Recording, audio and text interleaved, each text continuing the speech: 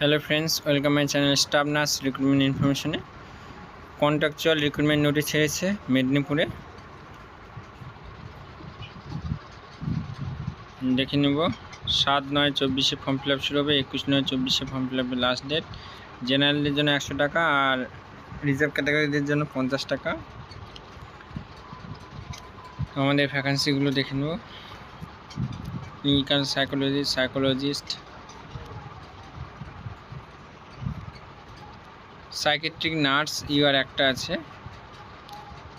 Essential category BSc in psychiatric nursing, MSc in psychiatric nursing বা DPN S, minimum 21 year, 25,000 টাকা per month.